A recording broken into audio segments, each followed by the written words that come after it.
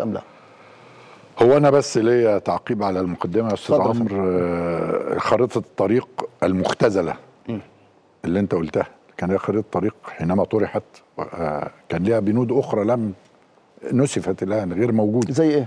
مثل المصالحة وعدم الإقصاء والعدالة الانتقالية وعودة المسار الديمقراطي وحاجات، فاختزلت في كويس. 3 إجراءات، وهو هنفتح دستور وانتخابات الرئيس وكذا. تمام. هي لا تنتهي بالانتخابات البرلمانية، لكنها عمليا للأسف دلوقتي خلاص نسيت الأشياء الأخرى. طيب لماذا مع نسيت؟ أهميتها. لماذا نسيت؟ لأنه فيش إرادة سياسية لعملها.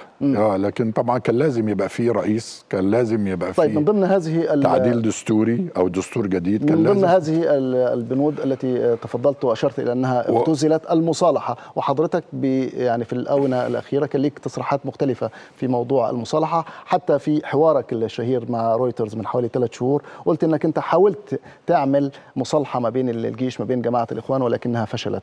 هل الآن الأجواء مهيئة لهكذا طرح؟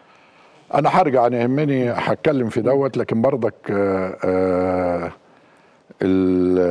خريطة الطريق احنا كان رأينا من أول يوم بعد حركة 3 يوليو أن تعرض خريطة الطريق نفسها على استفتاء شعبي حتى تكتسب إرادة شعبية ومشروعية شعبية وننفذها وننطلق بالوطن. يعني أنا بس استوقفني تعبير حركة 3 يوليو زي حركة 52، ما هي نفس الحركات يعني. ما بس يعني شوية يعني في فرق، لأن احنا رافضين ان احنا نسمي 30 يونيو اللي احنا شاركنا فيه ثورة، ليست ثورة، هذه موجة ثورية لإصلاح وضع. طيب بس علشان بس حكاية حركة دي، يعني حركة تسميها حركة، تسميها انقلاب، حركة 52 شارك فيها ضباط، حركة بين قوسين 3 يوليو شارك فيها ضباط وبس. شارك فيها ضباط بناء على ايه؟